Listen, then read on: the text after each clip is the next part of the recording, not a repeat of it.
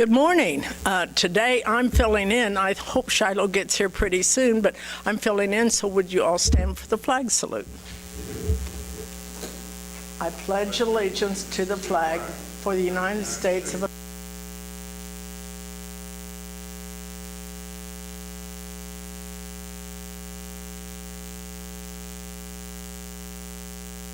America. You may sit down.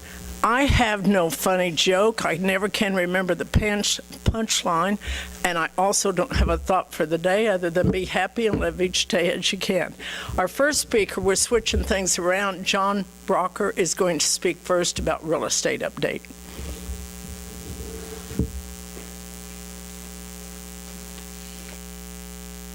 Thank you very much. We'll get right into this.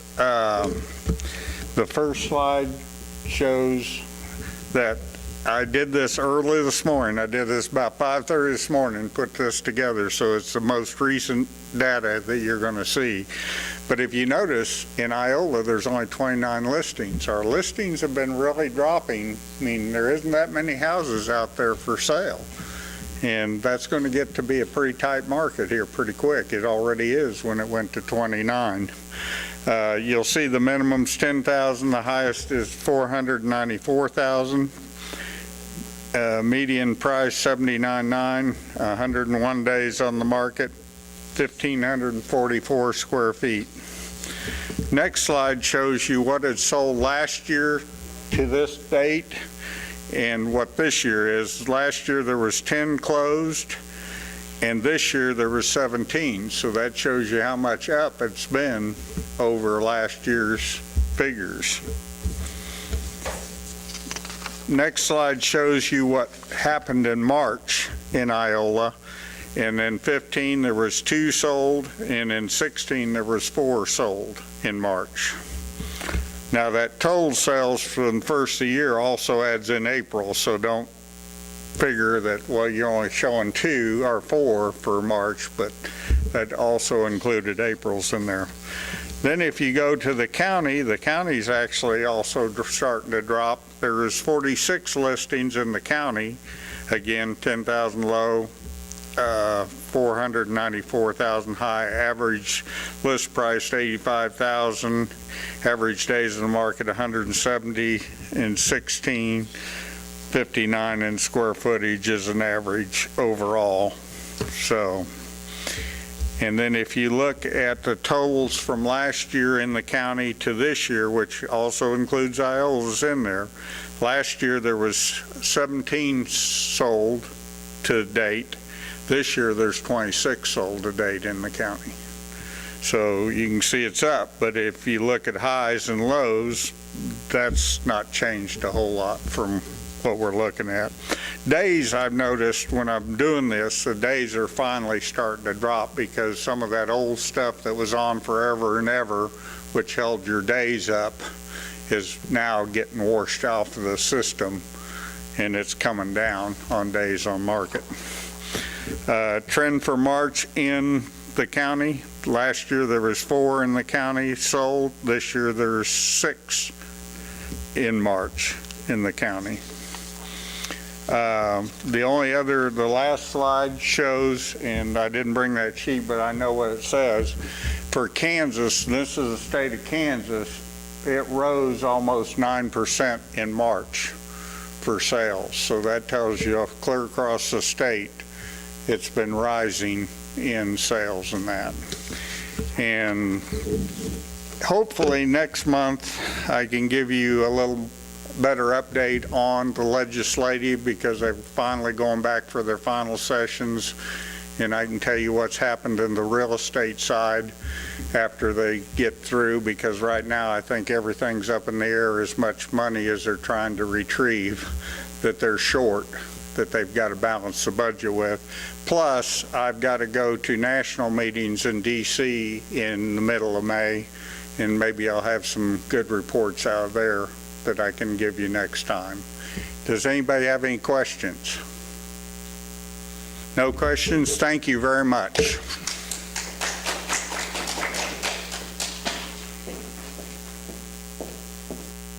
Hey, Okay, good morning. We're going to go ahead and turn it over to Damaris, and she's going to give us an update on behalf of Thrive.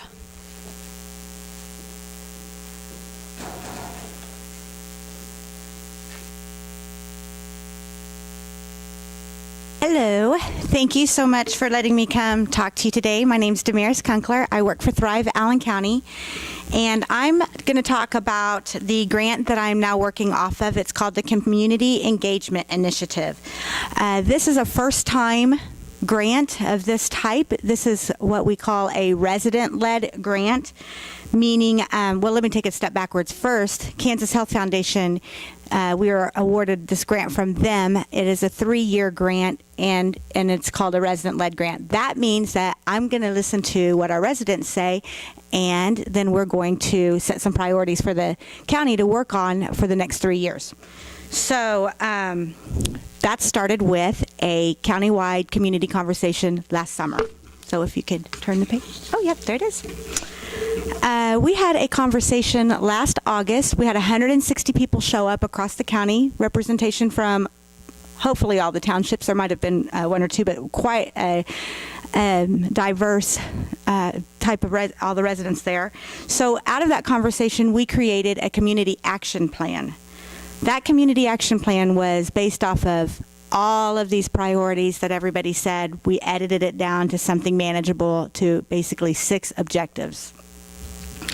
So the question is how do we get the work done?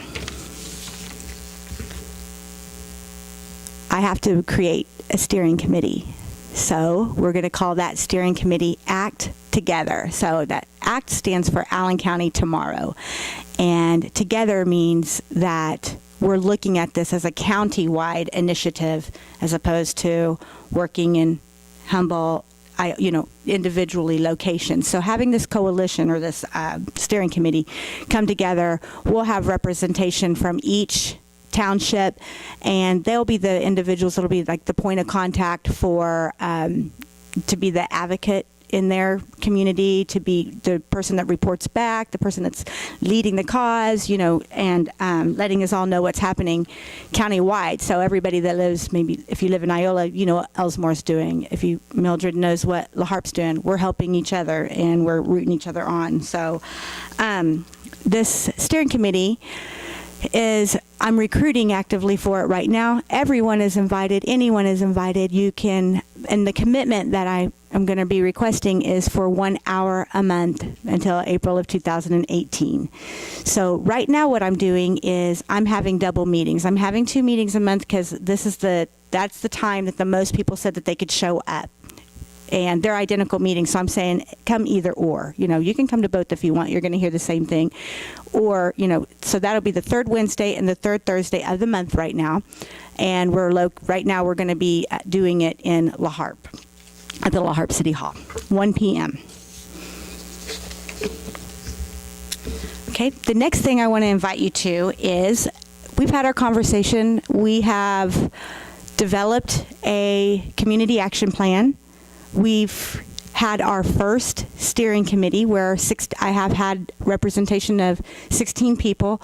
I'd still like to connect to some of the individual towns that didn't show up for the steering committee, so I still have work to do on that. And so the next step is to regroup and talk about the objectives that we've identified to be working on for the next till 2018. And so I invite everybody to join us June 2nd for another countywide conversation. We will be doing this at the new Thrive building. So that is 7 South Jefferson. If you know where the treasure chest is, we'll be above there. I did want to also let people know that there's an elevator there. So anybody can attend. We will have that. It works. It's old, but it works. And let's see. The time that we're going to start this conversation is like we did last year. We have a 5 o'clock registration time, so come right after work. We gave a tour of B&W last time. This time we're going to be giving an edible tour of our farmers market. So we will get to check out all of the vendors, and there'll be cooking demonstrations starting at 5:30. We'll have cooking demonstrations so you can eat also while you're there. And then at 6 p.m. we'll go up to the building and we'll start talking again. And if you have any questions or would like to, go ahead and, there you go. Any questions or would like to be part of the steering committee or just know more about the objectives that are identified before the conversation, just get a hold of me at Thrive. Yes? I have a quick question. Yeah. Finish up. Whatever each community, like their action plan is, are those already set? They are set as far as what was talked about last summer. Okay, her question was, are the priorities set? Is that your question? The priorities were set last summer. We will address them again. There can be minor edits. But we wouldn't take anything out of that conversation because we want to honor the conversations that that happened last summer. And the modifications of it would be like maybe just the different way that we want to get to that objective. Does that make sense? And is there a place that local community members can go? What is the action plan for?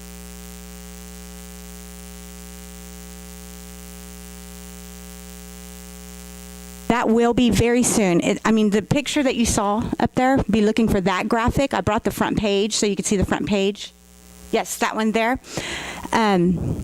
We're waiting for Kansas Health Foundation to give us their final approval on that. That's the marketing team did that. It's set in their office. We're waiting on final approval. As soon as that gets the stamp of approval from our funders, it'll be on our webpage. I have tentatively passed them out for people to look at, but I've also asked for them back just till I know that they said yes. Okay, thank you.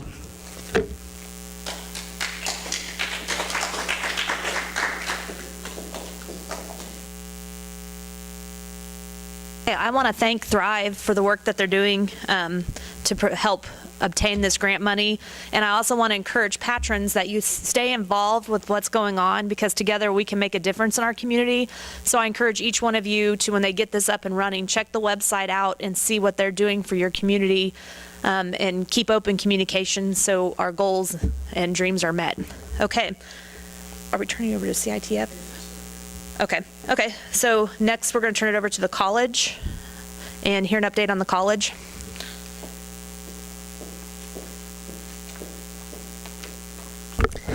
Well, things are rapidly winding down for the school year, which is nice, but there's a lot going on.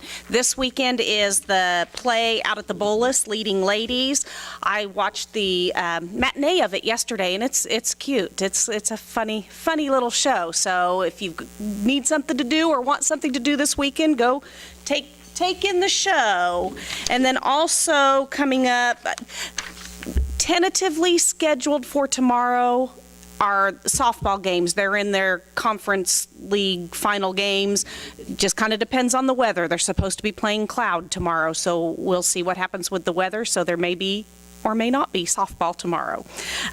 Next week, on Wednesday the 4th, there is the student music recital at the Kreitz Hall in the Bolus. That starts, I believe, at 7.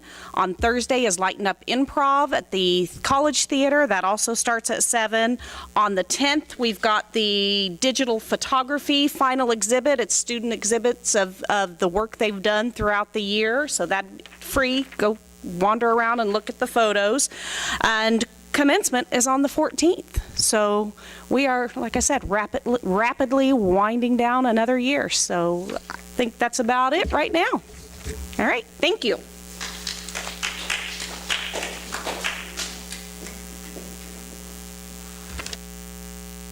Hey, thank you, Nancy, for that update. We really appreciate your time.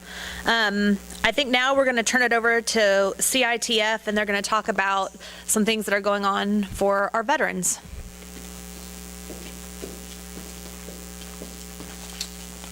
Hello, I'm Mike Ford with the Police Department, and CITF, Community Involvement Task Force Pride, and Iola Kiwanis Club and the Iola Veterans Day Committee has partnered to do a banner project honoring past and current military people in our community.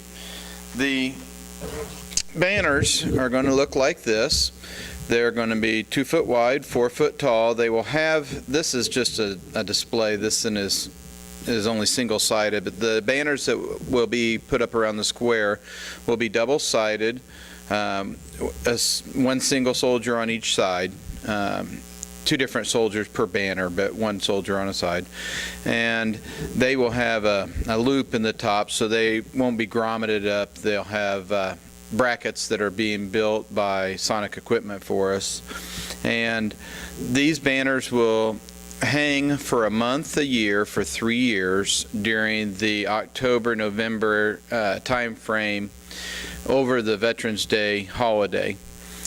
You can honor your veteran by filling out an application that can be obtained through City Hall, and there's applications online on several of our Facebook pages, City of Iola Facebook page, Community Involvement Task Force Pride Facebook page. They're on the Police Department's Facebook page. To have your veteran put on one of these, it is $150, and that's good for 3 years. And like I said, they'll hang 1 month a year for 3 years around the square. We're hoping to be able this year to do 100 veterans pictures around the square. Now, another good thing about this is the first $5,000 profit that we raise out of it, $5,500, something like that, goes to the repairs of the veterans wall that needs to be made.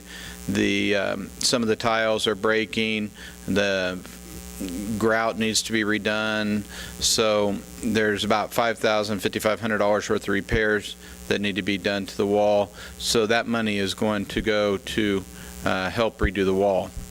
So if you would like to have your veteran on or active member, they don't have to be a veteran, past veteran, retired or past veteran, to have them on a banner, pick up an application at City Hall, and we are asking that these be turned in by the end of May.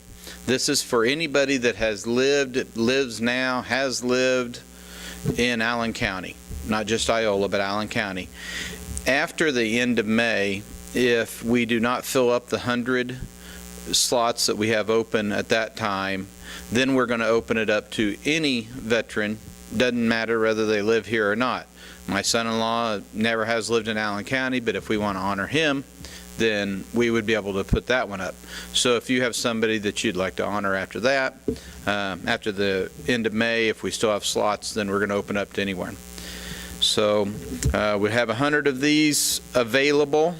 We had 100 of these available spots, but I know that the applications are coming in, and we've got a lot of applications out. So the sooner you can get your application turned in, the better it is. Also, we need, what's best for us, if you can bring in an original picture that we can scan, and we will give it right back to you. We're not going to keep it, but we need to make sure it's a high quality scan. So if you have the original picture, that's better, because a lot of times whenever they're scanned at a low resolution, it's hard for us to make any good quality print out of it. So any questions on the banner project? Mike, did you say which poles? The question was, did I say which poles they're going to be on? They're going to be around the outside of the square. And if we do all 100, that should fill up almost every large light pole, the tall ones, around the outside of the square. And then next year, if this is a good campaign and we have more that might want to do it next year, then we're looking at possibly expanding it. But no guarantees on the expansion. So if you want on or get somebody on, you can get them in there now and do that.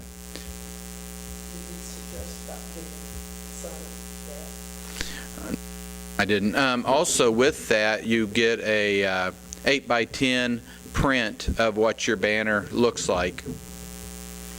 If you have more than one veteran that you want to honor, 2 children, your husband and his father, or your mom and her sister, whatever, we can request that they be put back to back on the banners also. Any other questions? Okay. That's the banner project. I'm not done. Okay, that's the banner project. CITF Pride is also doing a fundraiser May the 7th at Country Mart parking lot. We will have our tree sale again this year. Last year, we started our tree sale at 8 o'clock in the morning. We were sold out by 8:05 in the morning. It was like Black Friday. We had to stop everybody from shopping until the time started. We did buy a few more trees this year, not a lot, because we don't want to be stuck with them. The trees that day go for $10 for 1 gallon, $20 for 2 gallons pots. They go quick. They're raised by Strotters and Daughters up by Beto Junction. Good quality trees. So this money goes to the CITF Pride Group and for fun, for events or projects that we do around the community. Any questions? All right. Thank you.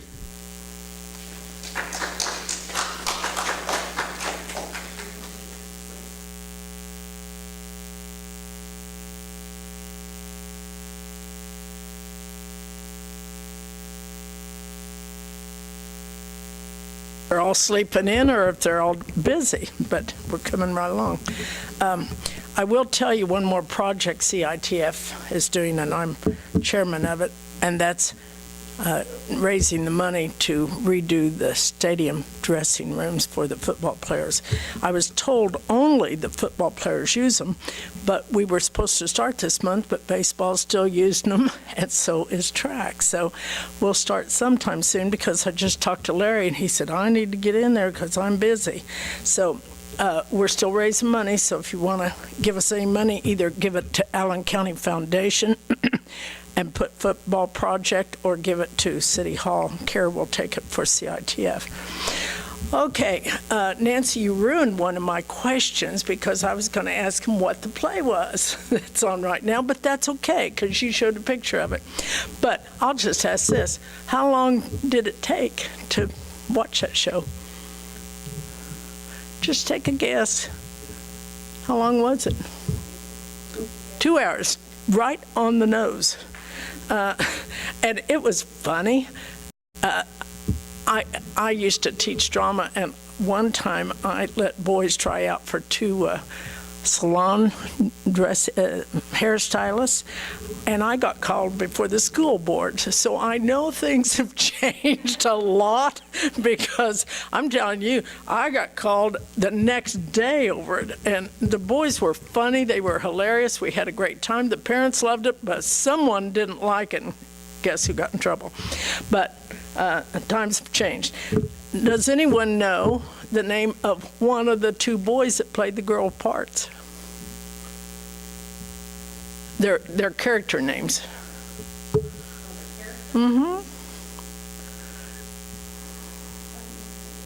It's Maxine or Stephanie. And I tell you, yes, Stephanie was hilarious because she was dancing with this fellow, and they both had wigs on, and he swung her around, and she laid back, and the wig fell off, and he picked it up real quick and stuck it back on. Having taught drama, I loved it because I always told the kids, don't stop and act like, he just put it back on and held his head while he's dancing.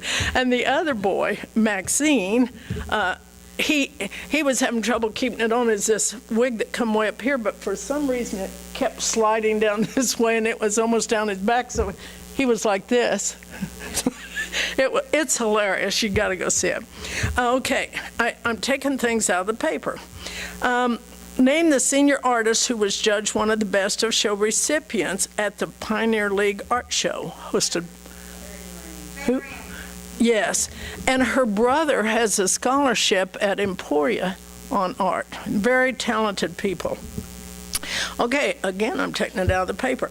Name one of 16 young people who have qualified for the state forensic meet. We have a huge amount of them qualified. Carly McGuffin. Okay, very good. You're doing good. Okay, out of one who is pictured as being on the state forensic meet, name one who was pictured right above that was listed on the Iola High School National Honor Society, and it can't be Carly McGuffin again. She was, but got to give it a different name. Should be easy. Their names you read all the time. Come on, someone. What's the mayor's name? What's the mayor's? Yes. Yeah. Yeah. The names were McGuffin, Olivia Bannister, she's been in forensic forever, and she's also been to state.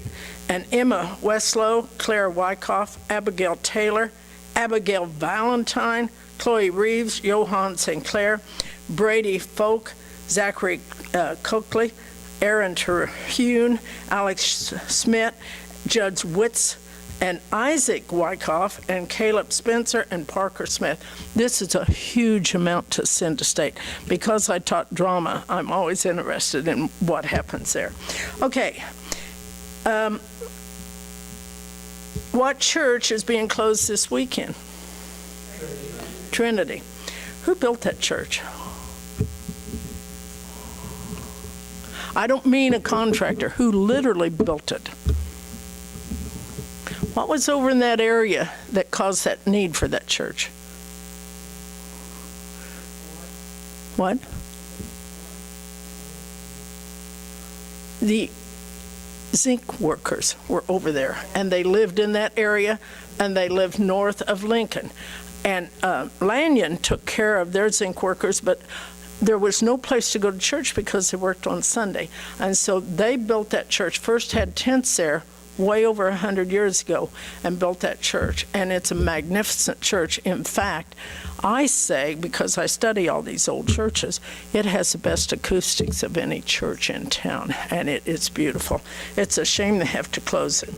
Okay, who bought the building for the new tech center for Allen and the surrounding counties?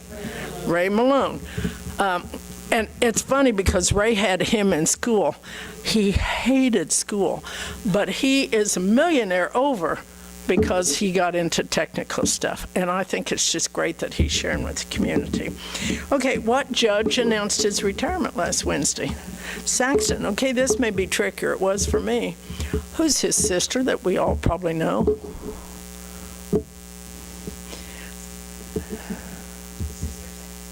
Huh? What'd you say? Well, you know, Ray had him in school also, and we've dealt with Edward Jones forever. Kathy Klein is his sister. And how I found that out is one day I'm in there asking her questions about my finances, because Ray always took care of that. And Judge Saxton come out and said, "What else do you want me to do on your house?" And I said, "Well, if you're doing things, I'll hire you." He said, "No, this is for my sister." And I said, "Where's your sister?" And he said, "Right there." I almost fainted because I've known them both forever. Okay, who is Iola's new code enforcement officer? Greg Hutton, that's right. Well, that's my question for today, and I didn't give you 5 minutes because, yes. Just short of members. The Methodist members all went together. The Calvary Methodist, which is the oldest living church, really, Salem started, and it was one of 3, and then they built Calvary out of the old wood that was torn down for the Santa Fe Depot. They built Calvary, and it's still underneath that, and they joined, and then the Methodists were the next, they built, and then their building burned down, and they moved to where they are now, and then Trinity. So they had 3 big Methodist churches, plus these 3 laying out in the country and a whole bunch. Not big enough. It's not big enough. It's got a beautiful hall, but it's the smallest, and so whoever had the most membership probably had the most votes. I don't know. They didn't tell me. But the 3 churches are combined, and then what they're doing is sometimes they have a service at Methodist, the one on Madison, and sometime at Calvary. But the Trinity, they tried to figure out a way to save it. It's not being torn down. They're looking at things to do with it because they have just a wonderful hall there to have different things. They had a Lenten breakfast this year. It's beautiful. Their church membership has died off too. That's another thing. When people get older, a lot of the younger people are going to different churches, Rain Tree and Fellowship. Can't think the name. And then there's the Baptist, and she's sitting right back there. Harvest Baptist Church is overcrowded. Their young people are switching churches, so that's good. They're talking about maybe they will use it for some groups that come in, or that we did Vespers in it last year. That's why I said it had the best acoustics. For the first time ever, and I've been in Vespers for years, first time ever I could hear all three parts next to me. And always before, I never heard anyone, just the tenors. So they've got different ideas. And I may say this wrong, I think it's Baker, isn't that a Methodist area? One of the churches up there in the college is going to come down and get the things that are historically significant. And then Gary McIntosh told me I could come in and get some stuff for the Historical Society. Any other questions? Okay, it's your turn, Lori.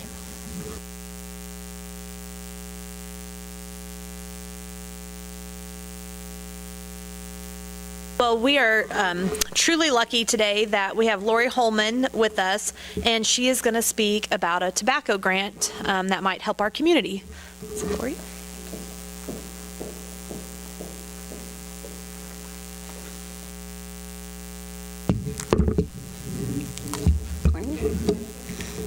It's a privilege to be here today, and I want to thank Donna Hauser for inviting me to something that I am excited to share about, and something that's very needed in our community, and something that I'm very vested in. My name is Lori Holman, and I am the community mobilizer with the Drug Free Communities Grant Program. Last September, Allen County received this grant for 5 years. It is a grant through the federal program, SAMHSA, and SAMHSA is the Substance Abuse and Mental Health Services Administration. This program, Drug Free Communities, has been in existence since 1998, and there are currently 2,000 Drug Free Communities grants in place at the moment. And so the grant is a 5-year grant with a potential of 6 to 10 years, so it's possible to have this grant around for quite some time. Our community is very fortunate to have this opportunity because there's only one other Drug Free Communities grant in Kansas that's active at the time, and it's in Reno County, and they're in their 3rd year. So we're in our 1st year of this grant. Only around 31% of the applications that are received for this grant actually receive the funds. So I believe that they've seen the need in Allen County, and we're very fortunate to have it. This is a grant, a match grant, so we must match the $125,000 we receive every year with community involvement and donations. And in order to be eligible to receive this type of grant, a county has to have an existing coalition in place that has an active community-wide involvement to reduce substance abuse in youth.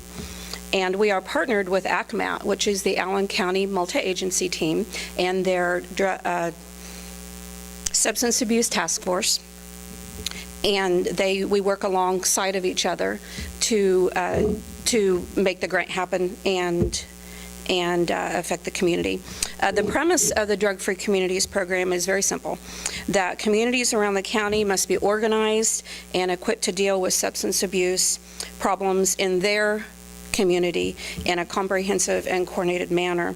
Now, we know that each community is unique in its problems, and we found through the first few months of this grant that even Allen County has smaller communities with different problems. And so we have a community in Iola, and a community in Humboldt, and then a community in the east part of Allen County, which entails Moran and Sevenberg and Elsmore.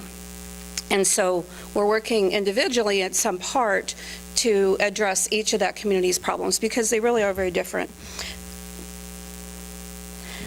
We use a data-driven approach, and so the forms that I gave you is just collection of what you believe are the problems, because we take information from several different areas, combine that to try to find the real problems that the community has. And it's a very proven and effective formula to really tackle the real problems in the community. And many times the community will perceive a problem because it might have more impact. Maybe there's a huge problem with marijuana, but there have been several deaths lately with maybe meth use, and so the community is very highly impacted in that. And so they perceive that as a greater problem than the huge marijuana use, for instance. And so we work with the community to educate them and to ready them to do the real work that's ahead. And so we just came back from a wonderful coalition training in Gulfport, Mississippi last week. This was the second of 3 that I will be attending, and we're learning how to take that data and compile it and then have a very step-by-step approach to solving the problems and lessening substance abuse. And we know that given the right opportunity and the resources, that our community can't help itself. And so local problems require local solutions, and that's one of our quotes with substance abuse prevention. And we know that this community, given the right resources and the right information, can really help heal itself and help make it stronger for our youth. And that's exciting to be a part of that. So the grant requires the entire community, and we actually have to have 12 specific community sectors represented on paper with the grant in order to be eligible to have the grant. And so we're working with these sectors: the youth sector, the parent sector, the business sector, the media sector, schools, youth-serving organizations, faith-based organizations, law enforcement, civic and volunteer groups, healthcare professionals, state and local agencies, and other organizations involved in substance abuse prevention. So we're really touching out, reaching out to every part of the community. And of course, there's other communities in there. Let's say the aging population community, or the community that's in recovery. Those are very 2 distinct communities that can also make a difference and be a part of what we do.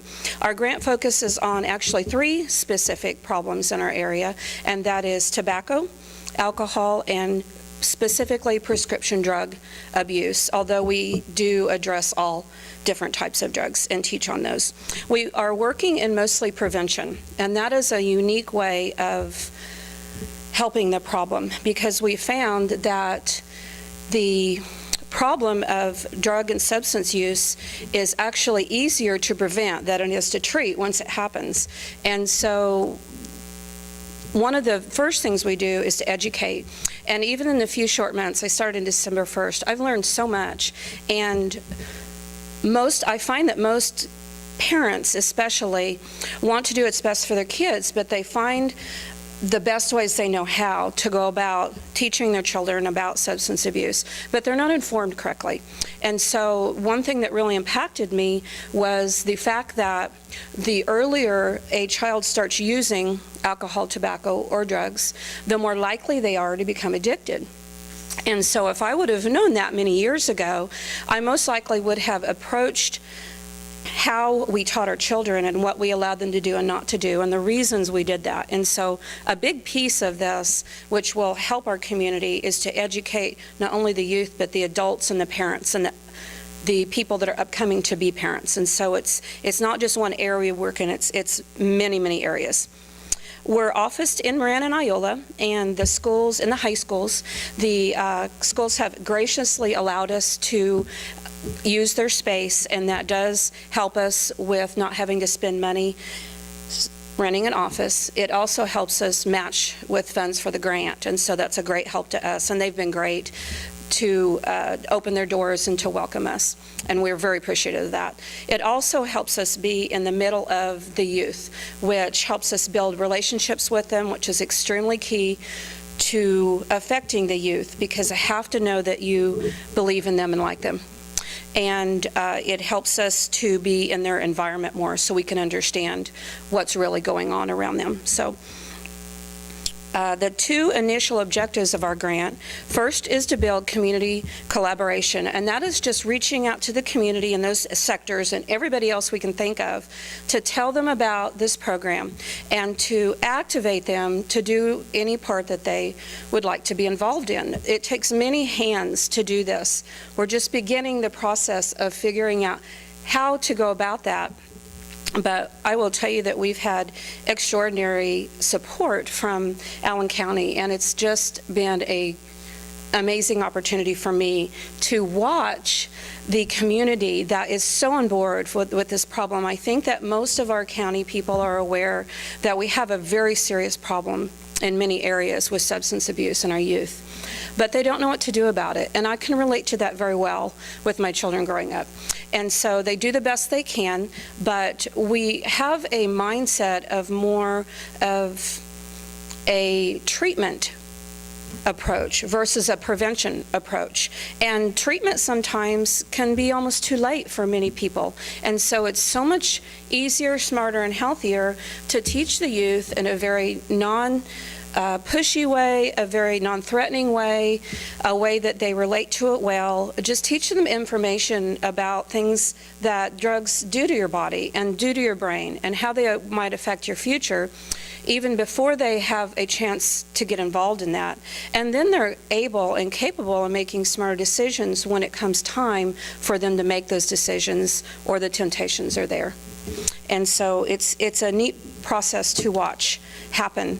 And we've had a lot of good come out of it already. I was hired December 1st, and so I'm very new, and this is my first grant work. And I would lie if I said it wasn't very challenging to try to grasp everything. But it is a new way of thinking, and it's going to take that in our community, a new way to approach things, people being open-minded on thinking about substance abuse and people who are addicted in a different way in order to make a difference and to lessen that in our community. The community collaboration is the first part. One of our main tasks since we started was to start drug prevention youth groups in each of the schools in Iola, Humboldt, and Moran. And we have done so successfully with great joy. We have around 70 kids involved already. The grant had stated 20, so we've already just blown that out of the water at the very beginning. We started in the middle of the year, which was a challenge, and we're just still getting things in place and figuring it all out. But we work with some of the most amazing kids, and they are smart and excited to be a part of this. They're ready to tackle the problems, and really that is what it's going to take for the future of Allen County, is the children growing up in this county that know different, that think different, and that have better information so they can raise their children healthier. And that's what it's going to take to make a community long-term change in this area. So we focus on 6th through 12th grade, and that's what's written in our grant. We're hoping to maybe change that a little bit because we're finding that substance abuse starts even before 6th grade. And I know that's very scary, but it's very true. Many kids get approached to smoke cigarettes, to chew tobacco, to drink alcohol, or to use various substances earlier than that. And we have to get them before they get the temptation, because peer pressure is huge. We're finding it's the biggest thing that pushes these kids into making those choices. And we have to approach that in the right way. We're meeting weekly with most of the groups to educate them. We teach them leadership and life skills. We facilitate them to help in various awareness programs or that are monthly, like alcohol awareness, National Alcohol and Tobacco Prevention Week. We did Kick Butts Day, the cigarette butts, and the kids are very on board with that. We do various different things in each school. We let the youth kind of guide that and do what they want to, because they're the ones who are in control. We approach it as they are volunteers, and they are. And so they have to be on board to do this for the right reasons. And so we really are finding the cream rising to the top already of kids who are very invested in the future of Allen County and in their friends, to make sure that their friends are safe and healthy.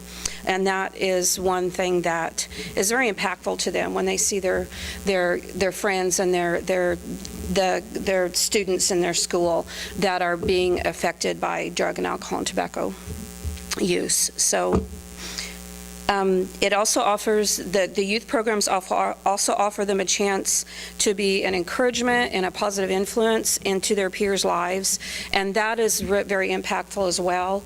Instead of approaching their peers and their friends with maybe a threatening or condemning way, they're approaching them in a way that they're caring and that they're the example, and to teach them by example that they don't need to use these substances to be happy, to have fun, to fit in.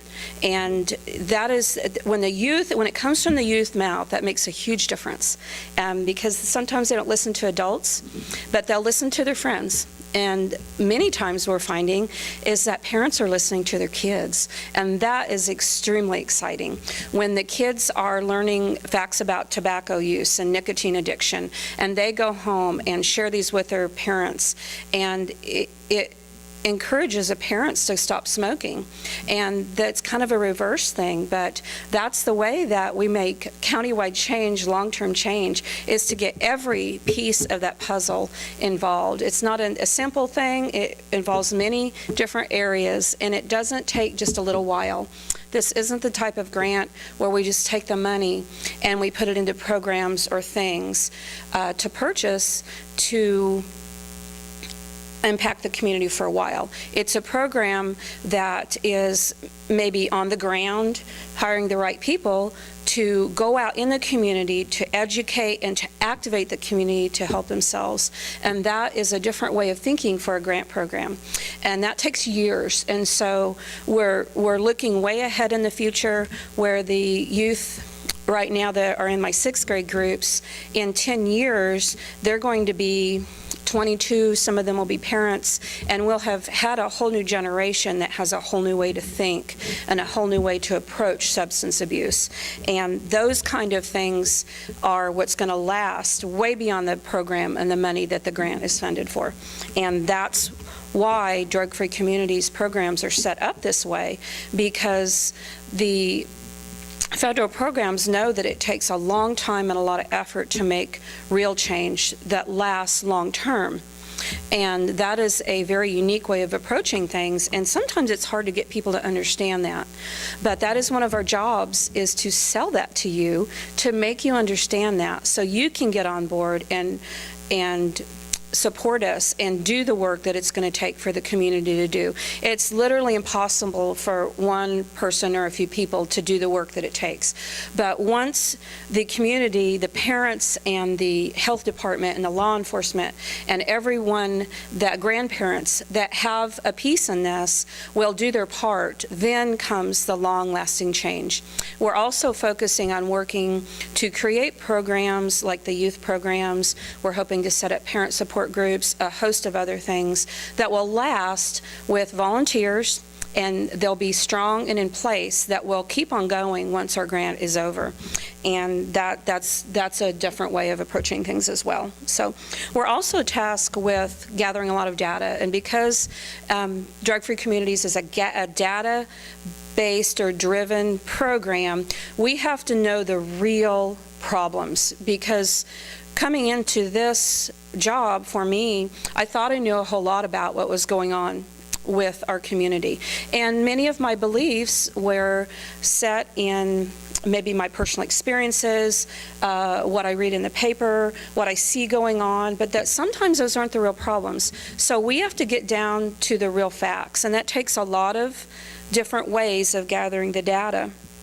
And we will study that. We're just in beginning stages again of that, but we will be putting out some reports and using those in different areas in order to get the best that we can, to use the grant as best we can. So the youth will be also using the data and studying our school policies and our county policies and the state policies, and looking at where they need tweaked and where they need enhanced, and they'll be active in helping doing that. So sometimes possibly the drug policies in a school may not be very clear. There may not be as much thought put in it as they need to, or maybe it needs to be compartmentalized towards what type of problem they have. And they also need to have systems set up for when they do have problems with the youth concerning substance abuse. And I'm finding that, at least in part, that is not so. We have to have the system strong.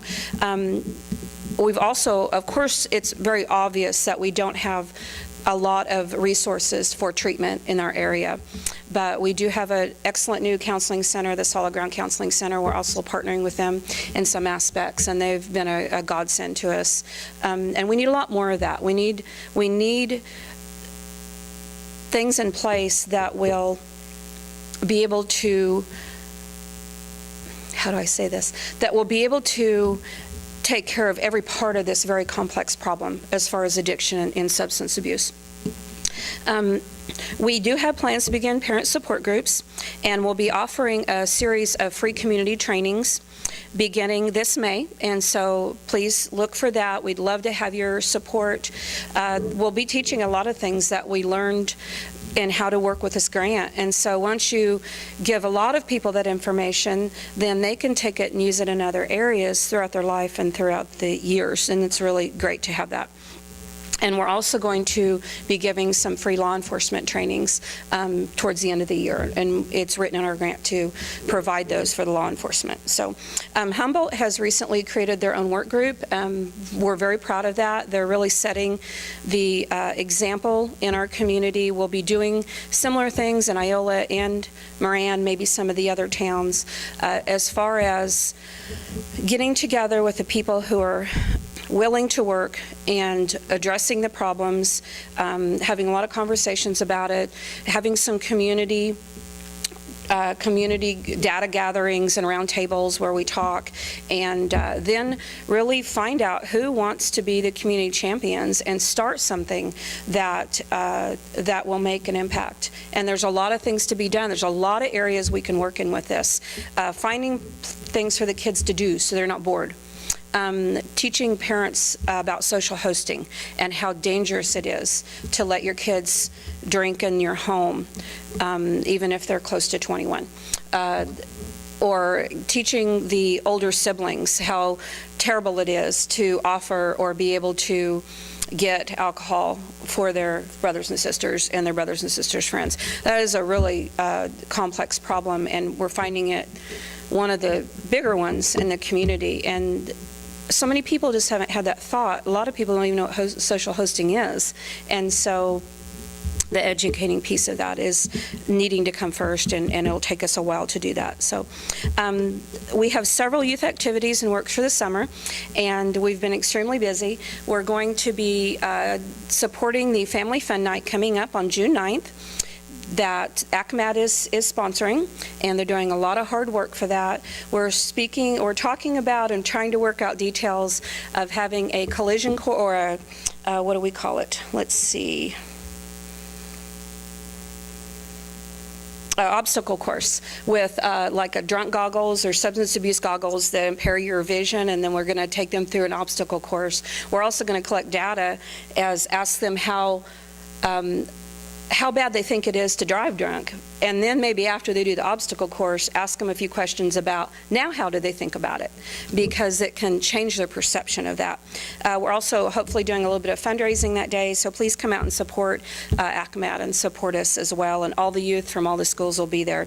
We're also hoping to take groups this summer to the Kansas Youth Leadership Summit in Junction City, and this is a fantastic opportunity, completely free for the students, groups of 6 to 8 students in each school, plus their sponsors. It's a 3-day event, I believe, and it will teach them a host of things in leadership and with the substance abuse prevention piece in that.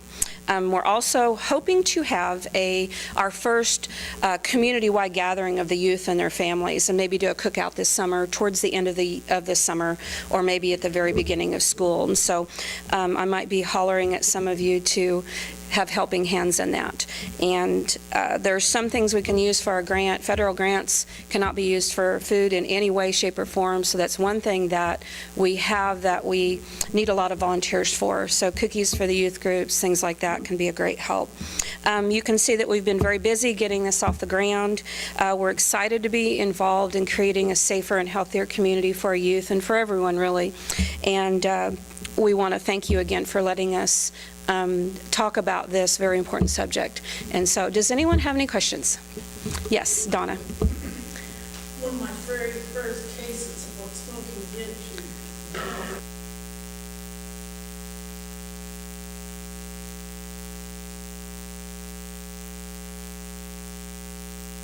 Right. Yes, Donna talked about seeing firsthand the results of tobacco use and how devastating it can be where they lose part of their jaw. And it is true, we do have a tobacco prevention grant in our community through Thrive. And they're teaching me a lot because tobacco is one of our issues, but just one. And so nicotine is the most addictive substance.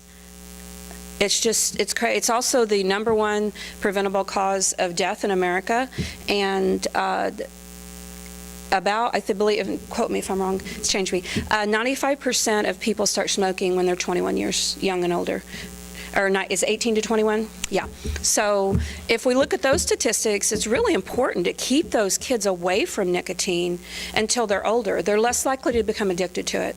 And we sometimes, in fact, I didn't view nicotine as the bigger problem, the most dangerous issue.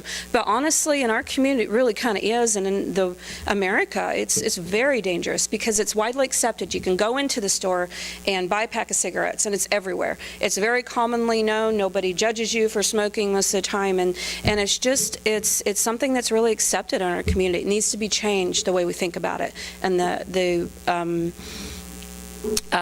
belief systems we have in it. So, yes, Donna. Not so much yet, and I just actually found out that he was doing that a couple months ago. We've just been extremely busy, but we do hope to work with that program and every program we can get our hands into, honestly, to do that and to partner where we can and kind of support each other. So, yes. I think one of the bigger issues in our community, probably nationwide, is prescription drug use. Yeah, it is. But I really think that starts in the doctor's office. Yes. I mean, it starts with those doctors. And so what are you guys?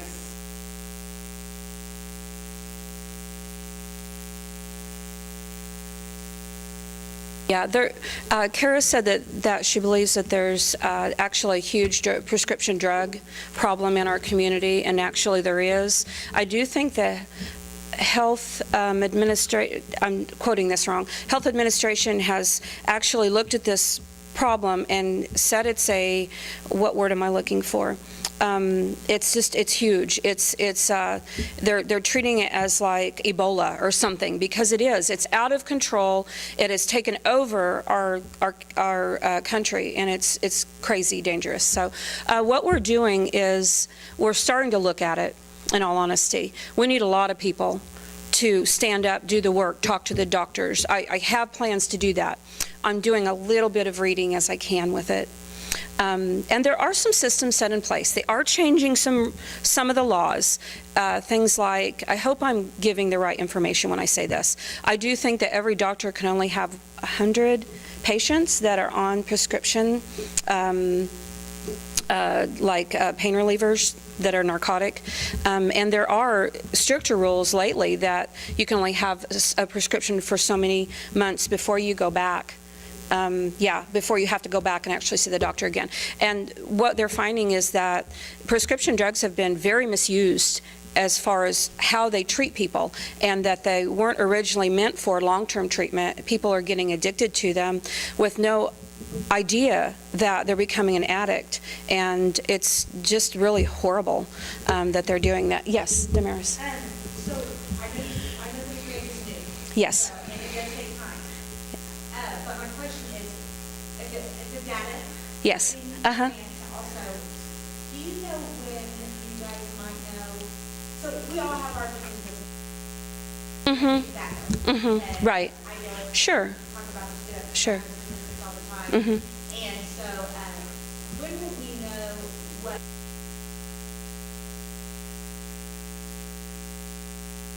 What is affecting our youth? What's the first problem with those? You know, because Right. are alcohol, tobacco, And prescription drug. Uh-huh. and Mm-hmm. even just knowing that percentage. You know, Right. I know that our men are like 3 times the. Mm-hmm. Yes, yeah. And our youth is big too. Damaris asked when the data will be more available and what data we're using. We use the KCTC survey, the Communities That Care survey that comes out every year, that is tethered to the schools. The schools in some way have the parents, have the youth fill that out. That is so important. We just realized yesterday in a meeting that Humboldt didn't even have enough data to gather, I hope this is okay to say, to give an average over the county and over the state and over the national data. And so I understand that very well. People don't want to maybe talk about those kind of things, or maybe they think they're going to be used in different ways, but it's really very private. They only want the numbers to be able to help, and we need to do some work in the schools and with the parent piece in that in order for them to understand why we use it and how we can't use it or won't use it, you know, against them anyway.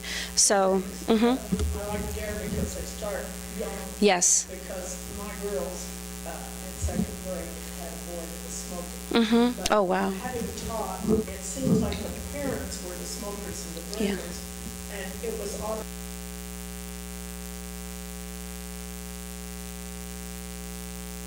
Yeah. Because our kids are drinking almost every. It is. They go out to anything. Yeah. Donna mentioned about having one of her children have a second grader that started smoking, and she talked about the parents being a big part of that. When the parents smoke, then it's natural for the kids to think it's okay and smoke, and it is very generational. And the parent piece, in all honesty, is probably going to be our hardest challenge, because we're a small rural community. We're set in our ways, smoking cigarettes, drinking beer on weekends at the lake, having a beer when you're out in your back patio is commonplace. It's part of our community, just part of our nature to do that. There are safe ways to do that, but we're not giving very good examples, and we're not realizing the impact that it has on the people around us and how that's so deeply ingrained.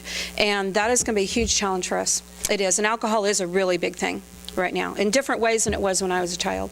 So, yes, Damaris. The question, the Kansas Youth Leadership. Uh-huh. Thing is going to be happening this summer. Yes.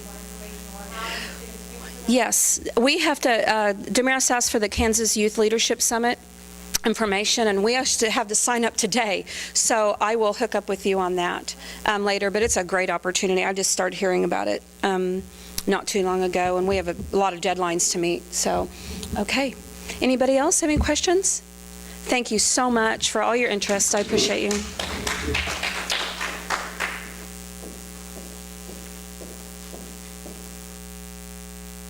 Lori, I want to thank you for your time, and we really appreciate and can tell how passionate you are. Something personal to me is I remember being part of DARE when I was a kid. I remember signing this pledge when I was in middle school that I would never do drugs, and I've never done drugs. But there was this kid that was really, really smart in our class, pretty cute, had a lot going for him, and we didn't have the DARE program when we got into high school. And I remember when I was a junior, him getting arrested for drug use, and I know today that we're friends on Facebook, that his life is very much different in a very negative way from what it could have been. And so I really appreciate that you're on the ground floor starting this early, and not only that, but to hear that you're following it through to the high school years. I just couldn't, the feeling I had of how disappointed I was in him, just still today, when I see him, I think about it and I feel extremely sad.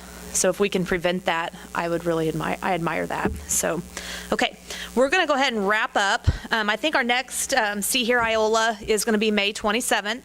And I want to leave you guys with a little short story.